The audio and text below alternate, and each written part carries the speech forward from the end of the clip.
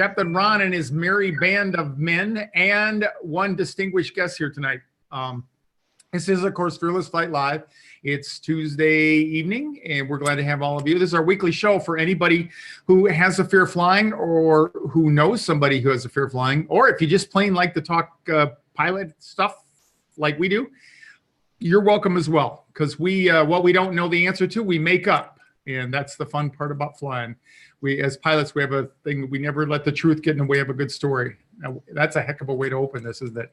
And with me tonight, Dieter Staudinger, our ace first officer, chief technical officer, and wingman. And then over on the other side of me is my good friend and fellow captain, active, a real captain, as we say. He's not playing one on TV like I am anymore. And Eric Larson. I got close tonight. So, and we're here. We're glad to have you all with us. And we are simulcasting now on both Facebook and YouTube. And the next step is we're going to have a call-in ability. I haven't even talked to Dieter about that, but I think we're on the same page. We want to be able to take live questions from you and at least have you on the phone here. We don't know how far that is down the road there. Tonight we do have a special guest that we're going to introduce here in just a minute. Just the regular housekeeping. If you have any, if you are a fearful flyer and you're not part of our Facebook group, Birds of a Feather, please go over there and join. And it's a great place to ask questions and connect with other fellow fearful flyers.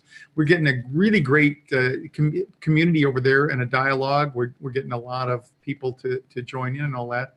And it's like I said, it's a great place to get some support. And we actively participate, all of the Fearless Flight staff here.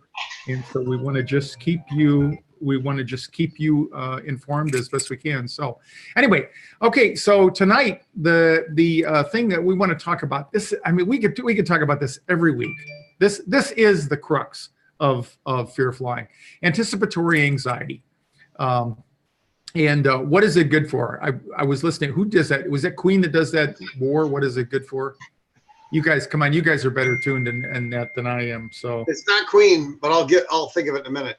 Yeah, somebody will know it out there. I'm an old fogey, so I can't remember that. But anyway, so I just did a little play on that, and so we want to talk about that because and our guests can give us some firsthand experience with hers as she was preparing to go to Hawaii, and so we're going to bring her on in just a minute as soon as I can find my mouse and put my slides back up. So let's bring in our special guest here. Tonight we've got with us Paula Johnson. Paula lives up in Grand Forks, North Dakota. I've been to Grand Forks. I used to go in and out of Grand Forks. It's a great people, and you need great people because in the winter you don't go outside all that much if you're just a visitor there. So hey, Paula, nice to have you tonight, and I really mean that because I remember when we first started talking, I won't say I was your enemy, but I certainly didn't represent the kind of attitude you wanted towards flying there. So anyway, so how are you this evening? Wow. Warm. It's warm here. Summer has finally arrived. Yeah, you know what? I think it's warmer up there actually than it is down here in Phoenix. We're running about 15 degrees cooler. We're going to start catching up tomorrow, but we've had unseasonably cool temperatures down here. So anyway, so you just when did we first start talking to each other? Do you remember?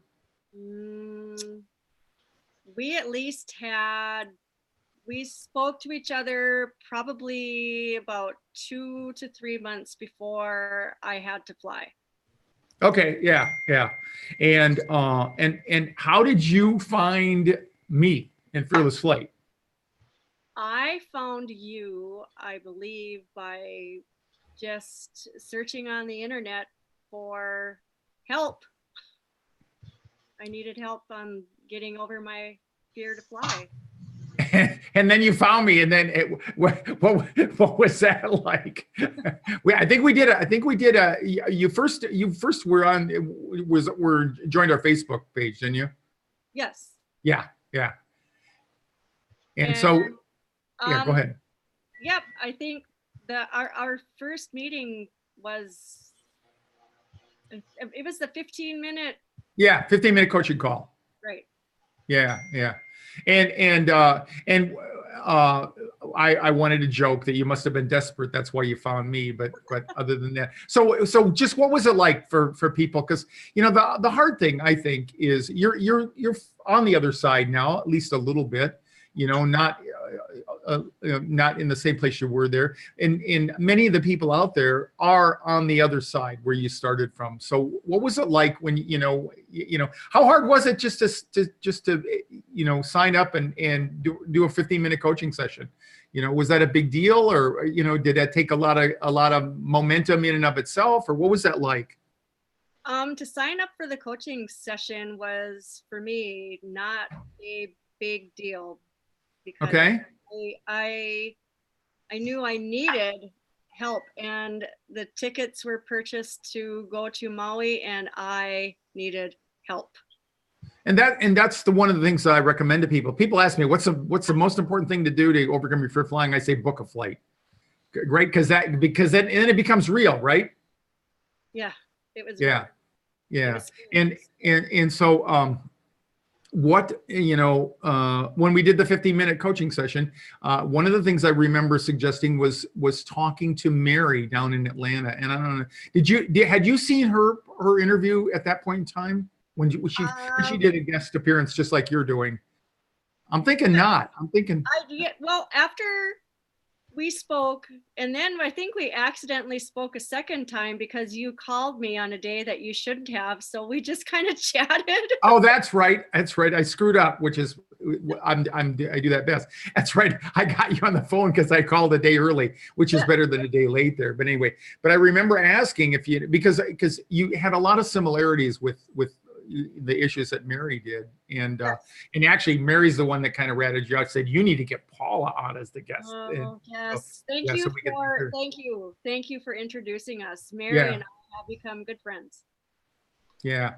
And again, that's why I recommend to people just getting in the birds of a feather group, and people will talk, about their experiences and things like that. And you don't have to talk to me all the time. You can help yourselves out a lot. So Right. Mary has been a blessing. She was so supportive. Yeah. Yeah. She's a sweetheart. So what if you had to put down 1, 2, 3 things that were the most helpful about anything that you did with Fearless Flight, what would your list look like? Okay. I would say the first thing, I did purchase the Fearless Flight kit, and I listened to the harmonizer.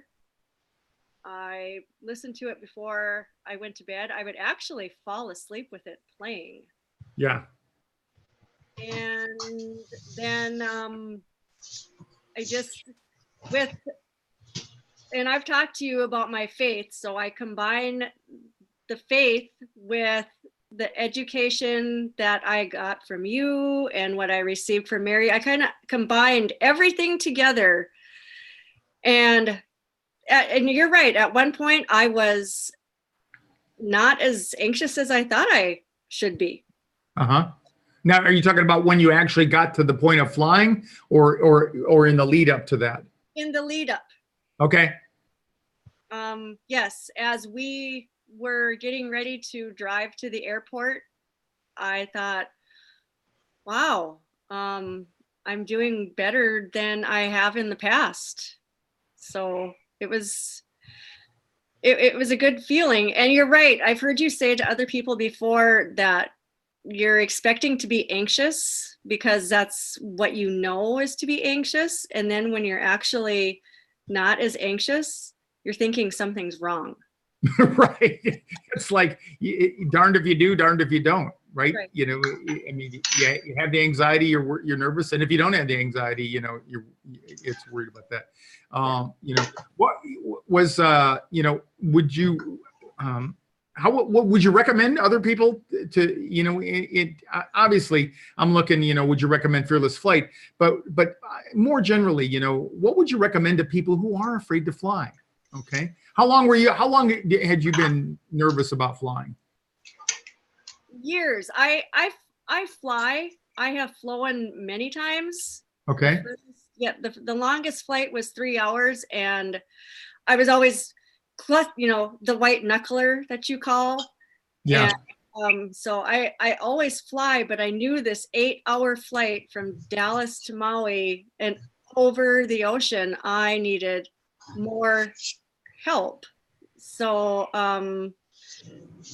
I just remember I had to have help, and I would recommend Fearless Flight, and to talk to you. I already have. I have shared you and the kit to many people. I mean, hands down.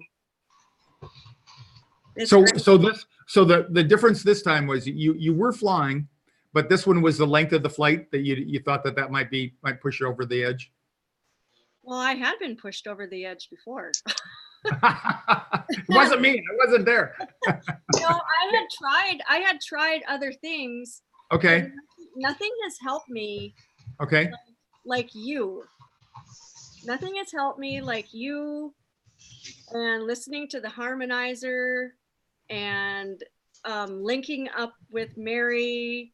It was a combination of everything. And you are so, you're friendly and easy to talk to, and all the statistics, and our 1 hour counseling session, I was writing all that stuff down that you were talking to me about. And I was just amazed by some of the things that you were telling me about how many people actually are purchasing tickets in a day. Yeah. I couldn't believe it. Yeah, and that's just stuff that you wouldn't be expected to know because you have no need to know, you know. But it does the way you know the what's that?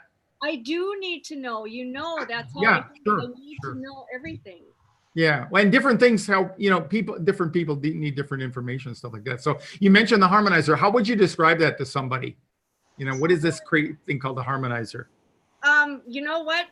The best way I can explain it is I constantly think about when Mary was on, and she said when she first put it on, she felt like you were on some kind of a weird acid trip listening. Right. She thought I was, or she was listening. That she was, and I was too, because I thought, oh, it's really weird, because you're hearing these voices in one ear, and then you're hearing these voices in this ear. And I tried to decipher, and then I'm just like, you know what? Don't even do that. Just let go. Yeah. And that's a great attitude, great way to describe it. And how did you use it, Paula? I used the harmonizer, like I said, when I first bought it. I listened to it every night before I went to bed. And then I listened to it while I was on the plane. And I listened to it on the return flight home, and I fell asleep. Get out of here. On the night leg from Hawaii. Yes. Oh my gosh. I didn't want to tell you that because you knew I was so afraid of the nighttime flight. Yeah. Just tell people about that, because I think that's not an uncommon fear. Oh. But and here's my part of that story leading up to that was, I remember we've been talking and stuff, and then I can't remember, but it was something like all of a sudden it was like, oh my gosh, I just realized we're coming back in the dark. And then you asked, and then we went into a little bit of a discussion about, you know, how can you fly at night like that? So what was that? Tell us the lead up to that, you know, when you start thinking about coming back. Exactly. Well, the thought about coming back didn't even occur to me, that like you just said, oh my gosh, I have to fly home in the dark. The ocean is black. I sent you a text. The ocean's black. The sky is black. How do the pilots not become disoriented? That's Yeah. what I asked you. Yeah. And of course, you had a smart aleck comment, which is you. Of course, that's typically me. Right. Right. Which that's just who you are. And Yeah. just, you know, the instruments, you know, you just let me know that it was the instruments. And I kept thinking also what Mary had told me, these flights happen every day. Every day there's people flying back and forth every day. And I've never heard of anything bad happening to any of those planes that have been flying back and forth to Hawaii. So I never looked out the window. Maybe that helped. Yeah. I don't know. Well, it can. It depends on, you know, in looking out the window. Is there a story you tell yourself about looking out the window, you know, as to why you should or shouldn't? Well, generally I do like to look out the window when I'm over land. But Yeah. when I was over the water, I guess I didn't. I didn't want to, and maybe that helped me. I don't know if it would help other people, but that's Sure. what helped me. And, you know, being in the plane was huge. Like you had mentioned, it is a house in the air or something. I think you had said that. I've never been on a plane that. Yeah, I think you went on a either a 767 or a 777. Do you remember which one? 777. Yeah, and I said that's like flying a house, basically. I mean, for me, it's like you get up, and move around. You know, it really you can change zip codes, and you know, there's so doggone big in the back there. And Eric's going to pop in here because you think I'm a smart guy. Like, wait till you hear. And he flies that route all the time. He doesn't go to DFW, but he goes Hawaii to Phoenix a lot. And we're going to talk about that. And I mentioned to Eric, you know, about what we talked about. You know, one thing when we fly at night, unlike you, it's not the first time we've done that. You know, and when you learn how to fly initially, you don't start flying at night. You know, you start flying in the daytime when you can see and all that, and then you realize what you need to trade or replace your daytime cues with in an airplane on the instruments. And you can see, if there's no clouds in the sky, you can see things at night, depending on if the moon's lighting the terrain, you know, or certainly if you're over a lighted area, you get a sense for which is up and which is down and things like that. And you know, so I'll let you jump in, Eric. I know you probably have some witty thing to say here, and we don't want to miss that. I'll try not to beat her up too much since it's our first date with her. We don't want to run her off, but that's actually interesting because we have a lot of people say they're very afraid to fly over water, but it doesn't come up much, does it? That people say they're afraid to fly at night. I don't hear that often. Yeah. But I hear him talk about night, but this just happened to be something that Paula hit upon. Just said, "Oh my gosh!" All of a sudden, she realized that the departure time coming back was going to be after dark. So, Paula, we look out the window for traffic and other stuff, or if we're looking at something or for traffic, we look out the window. But we're so used to maneuvering the aircraft by instruments, and we're sitting down low between this big panel that shows us all the trends and what's happening with the aircraft turn, climb, all that kind of stuff. And we're used to setting up power settings and pitches of the nose with the instruments to make the airplane do what it wants, that even if it's broad daylight out, if it's broad daylight out over land, we're pretty much maneuvering the airplane by instruments to make it accurately go where we want. And then we look out the window if we like scenery and we want to look at scenery. We don't really maneuver the airplane by looking out the window. And the night deal off of Hawaii, I found that interesting when I started doing that. And the reason is I'll come home to Phoenix and go, man, that was a long night. Well, it's nothing compared to what the passengers are doing, because they're landing in Phoenix and they're connecting to Kennedy or Philadelphia, and then they're going on to London or somewhere there. And I sometimes wish I was there on the far end of them going, well, how do we feel now? Smart, pretty and witty? Because they're having a way longer night than me. And the reason the airlines do it, and if you look at Honolulu and the big places at night, the lights of the airliners taking off there, it's just gazillions of them coming off, is to make the landing hit the West Coast and airports in the United States to match when the morning takeoff starts so that they can actually connect these people onto the next flight. They don't actually do that to scare you and make you get there late and all that other kind of stuff. They're doing it to connect the passengers in the hubs in the United States so that they can connect to their next flight when they land. Do you understand what I'm saying, or am I making this confusing? I understand. I never knew that, and that makes total sense. And I never did either. I started doing it. I go, this is insane. Why would I want to be out there at midnight? Well, that's why we're out there at midnight. Yeah. And similarly, like if you're going to Europe, if you're going eastbound out of the United States, you're going to do it so that you arrive in the early morning over there and catch flights that you can connect with, go to other destinations in Europe. So it's kind of neat. And if you look at one of those radar charts, sometimes that you can Google it, and they show that all the airlines, the traffic flow at night with just little dots on there. You'll see like in the evening from the East Coast, you'll just see a whole swarm of like lightning bugs going towards Europe, and then you turn it around in the daytime, and in the next morning, and they're all coming back like that. So we pretty much build departure times based on some part of the schedule that we're trying to connect with. But anyway, so the next time you do that, since you're brave now, open your window anyway and look out a little bit. It's quite beautiful out over the middle of the ocean at night. There's no surface light pollution.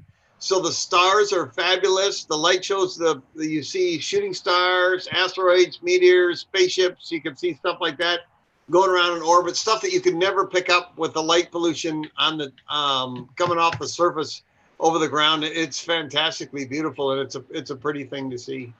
Really? Mm-hmm. I don't know. Yeah, right. That's the advanced course. So back to your experience, Paula. So what was that? If there was one or two things that caused you to hesitate or would have been an obstacle that maybe to other people? What can you identify anything? What made it? What took so long for you to try to find help, or what were the biggest obstacles for you getting over this? Oh, the biggest obstacles for me to get over this. Oh boy. Okay, help me if I'm answering this wrong. I have a husband who loves to fly, and that's what he wants to do for a hobby when he retires. Oh, bummer. I know. I'm serious. He's planning. He wants to go to Rome next summer. And you just got back from Hawaii. What's the hurry, right? Oh, I know. But the biggest obstacles, give me some examples. I can't quite. Was it did you believe it was possible to make it with less anxiety than you ever had before? No. Okay. So that might've been an obstacle. I mean, because a lot of people, one thing about doing something like this, one thing is, I mean, really, it for most people, what's your anxiety like? I mean, I know what it's like talking to people, and I remember talking to you. Tell people out there, as if they didn't know. What was it like when we would talk about, you can get on this, you can do this, Paul, you can do this, you can do this. What was it like? What was your mind saying initially? Oh, when you were telling me, what was it? Okay, yeah, you can do this, you can do this, you can do this. And I kept thinking, oh, really? Can I do this? Can I do this? And then I started telling myself, I can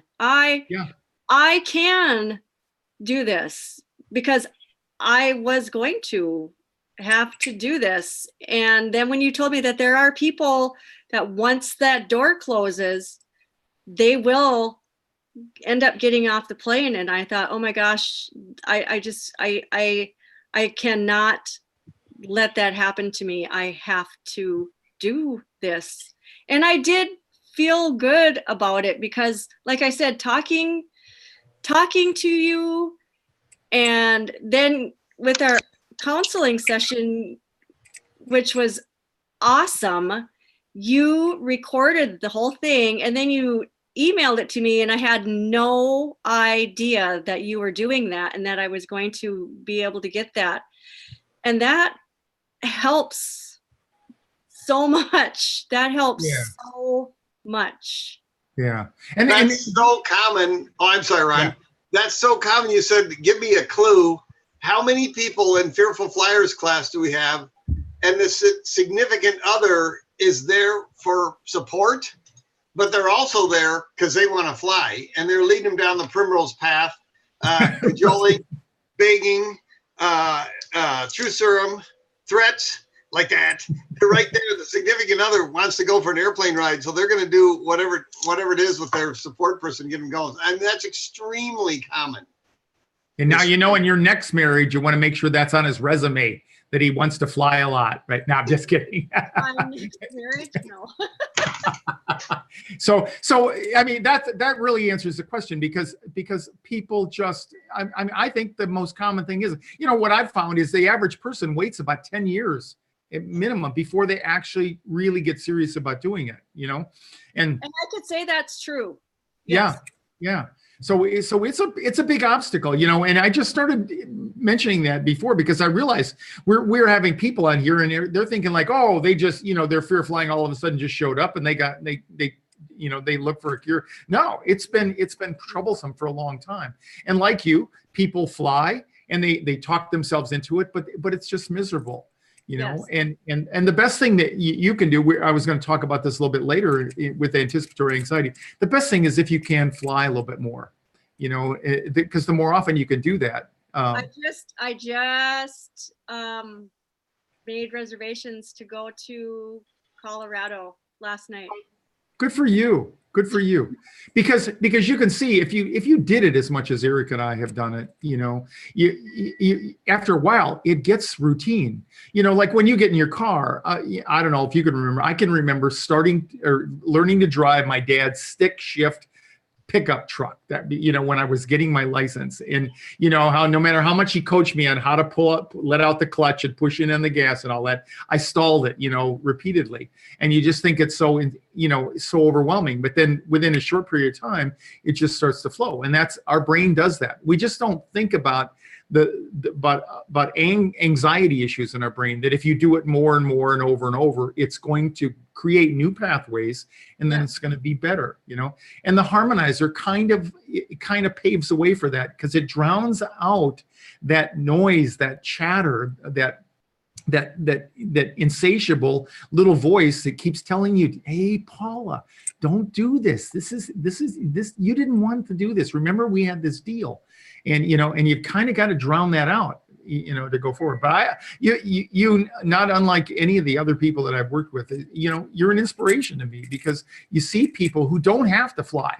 There is no rule on the planet that says you got to get in an airplane, Paula, and you got to fly to Dallas and then on to Hawaii. So I just want to tell you how proud I am to know you and everything, to do that. Yeah. Is there, Paula, if you made it to Maui, you can make it to Denver. But I just want to let you know, when you start down in the approach and the arrival, it will be turbulent. It's a city ordinance that Denver has. It's required. They have a reputation to maintain. It's going to be turbulent. Yes, and I know that because I have flown in and out of Denver several times, and I, like, my brain just knows that because of the mountains. But now, you know, with the turbulence and everything, there's so much more that I have learned from you, Captain Ron, about what it is, and also going through it, you know, and again, the harmonizer, you know, now you may experience, you know, going through that rough air, but this too shall pass. You know, I can just hear little bits and pieces of what I listen to on that harmonizer. Yeah. It's all normal, but the feelings, they're scary. Yeah. It's helped. You have helped me, the harmonizer, and the other things that have helped me were your real life stories. So yes. I read a lot of those too. It is nice to know that that you're not the only one. And when we do the classes and people come in, that is one of the first things that people notice is, oh my God, I thought I was going to be the only one here today, and knowing that you're not alone. So any other words of wisdom that you would like to impart to anybody, you know, anything from you can do it to don't do it. You know, everybody says you can do it, but I don't know if I want to say that because everybody says you can do it. Yeah.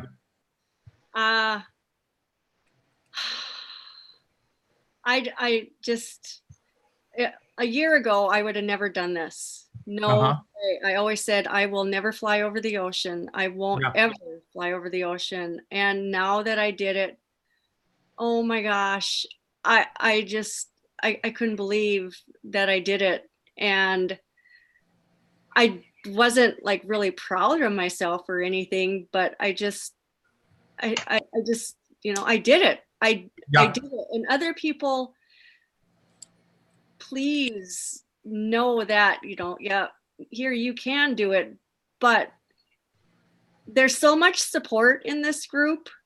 There's so much support in this group. And that helps tremendously as well. And I know I've mentioned Mary before, but I just want to give her a huge shout out because talk about support. He helped me so much. So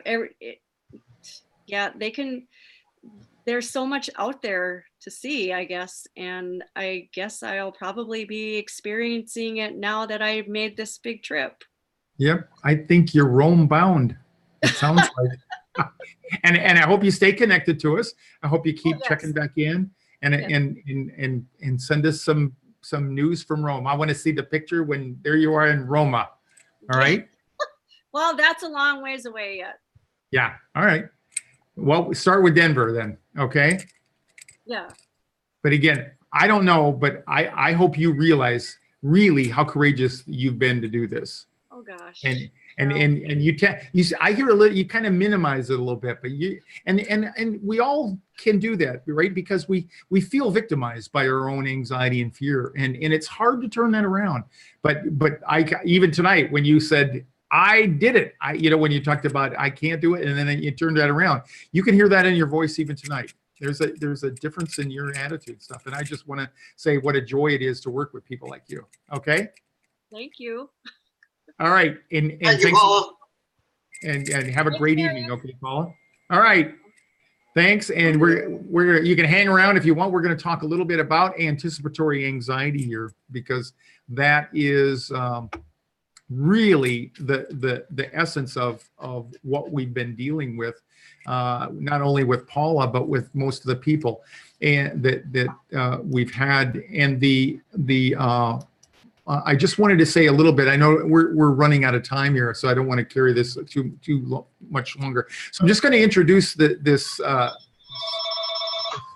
bit of this background on anticipatory anxiety, because that's what I hear. I had on Saturday, I had a really, really unique situation come up, and I'm going to talk a little bit more about it next week. And actually, both of the people I hope to get on as guests in the near future, because one of them was she called up just literally about a week and a half prior to her trip, which was she was going to have to go from Roanoke, Virginia to Charlotte, North Carolina, to Miami, and then on to Brazil.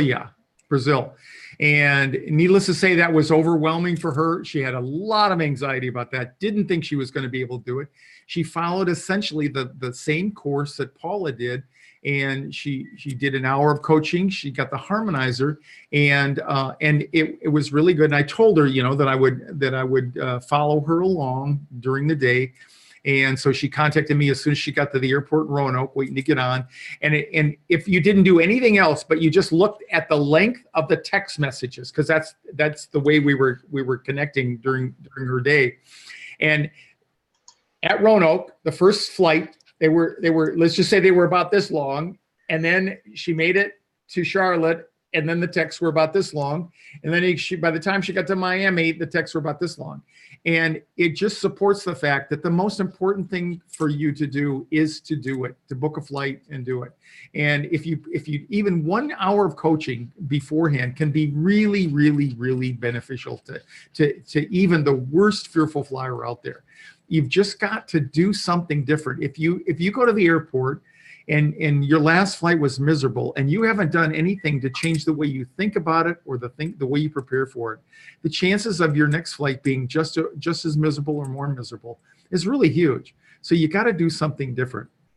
And anticipatory anxiety is the most prevalent problem with that.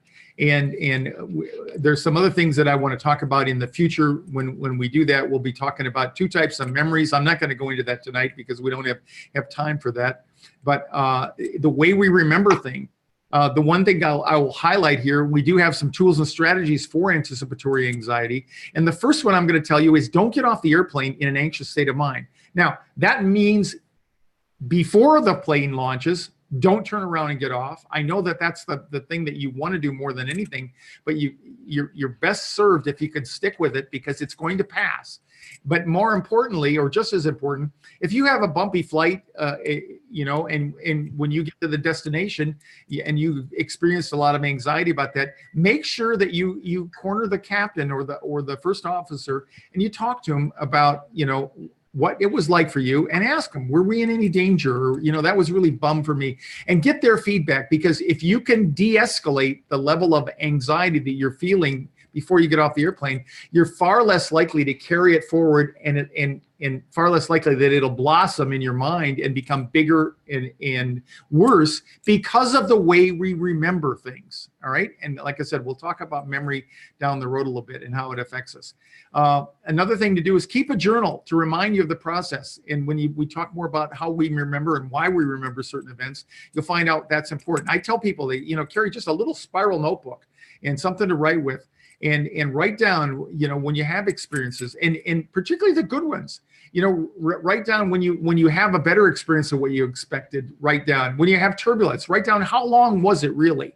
You can have a flight that was virtually smooth for 7.5 hours going from the East Coast over to London, England, for example, and you had 15 minutes of brutal turbulence. But you might remember, because of the way our memory works, you might remember that as ruining the whole flight.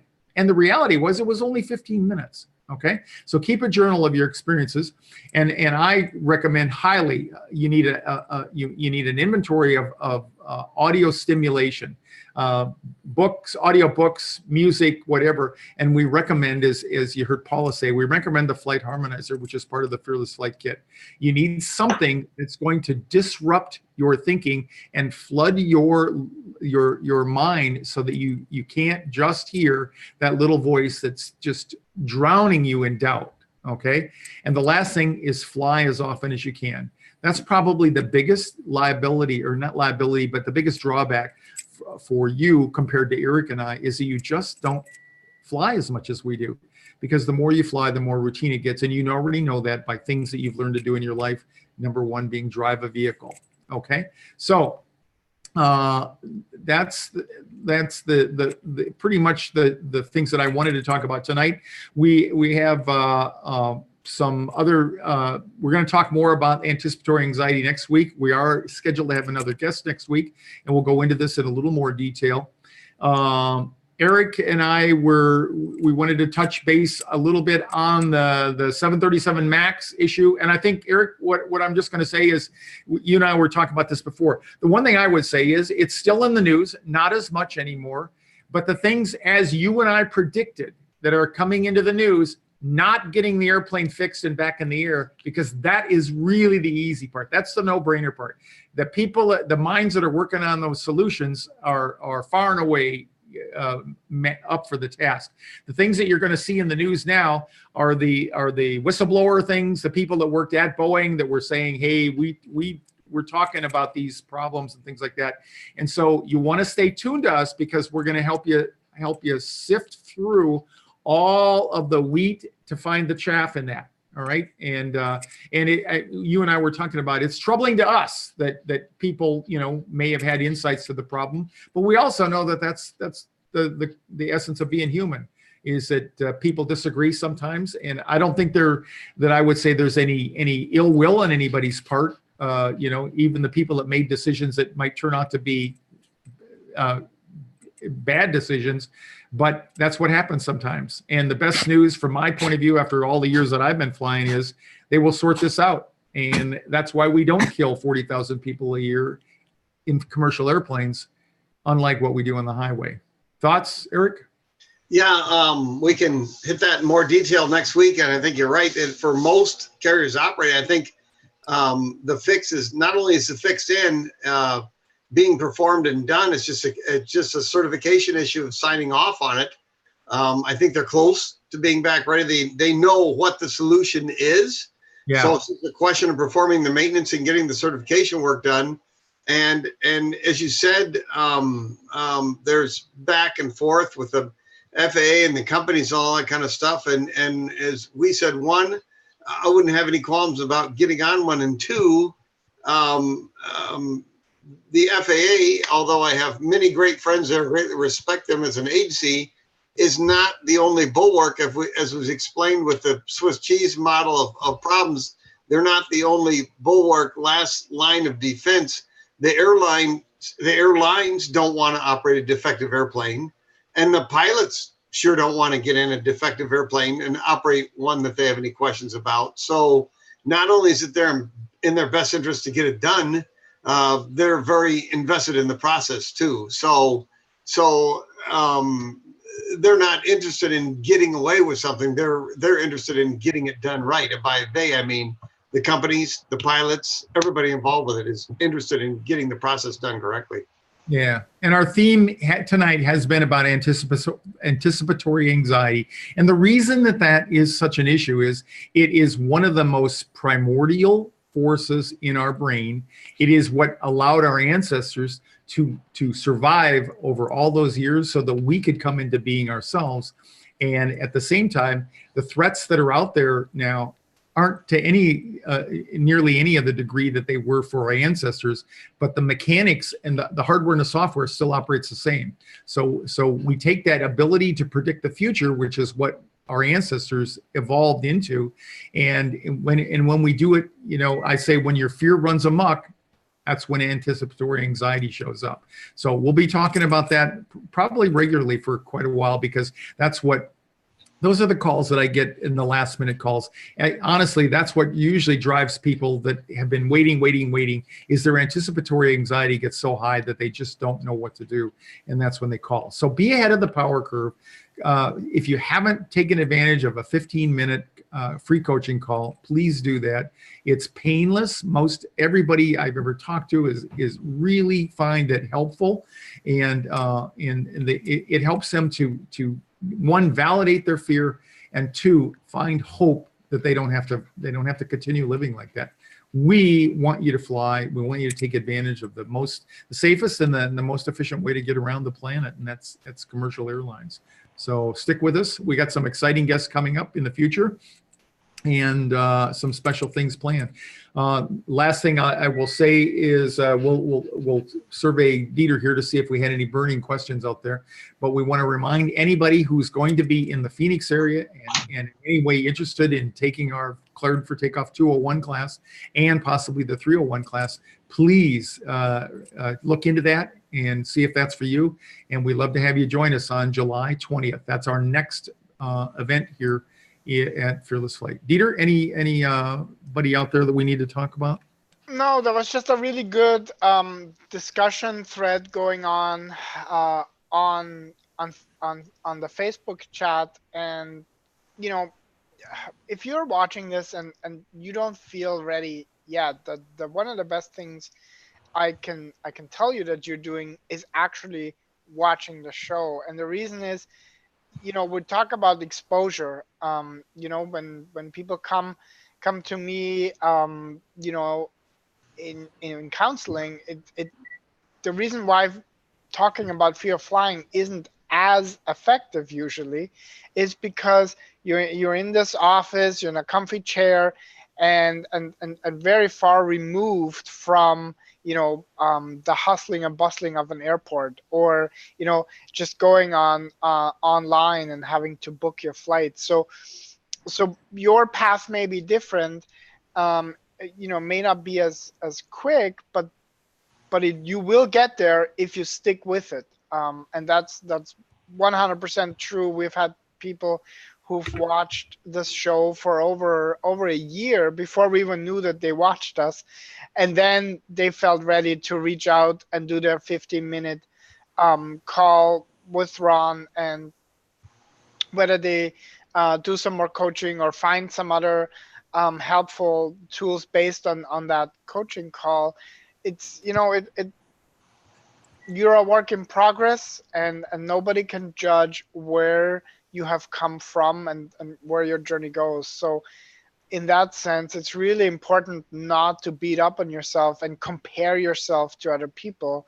But most importantly, stick with it, ask questions. You know, this is really the place where you can ask the questions. We'll address them, and join our Facebook group, where there's a lot of really supportive interactions going on every single week. It's, you know, it's really amazing to see, and I know that Paula mentioned how powerful that was for her. So go check it out.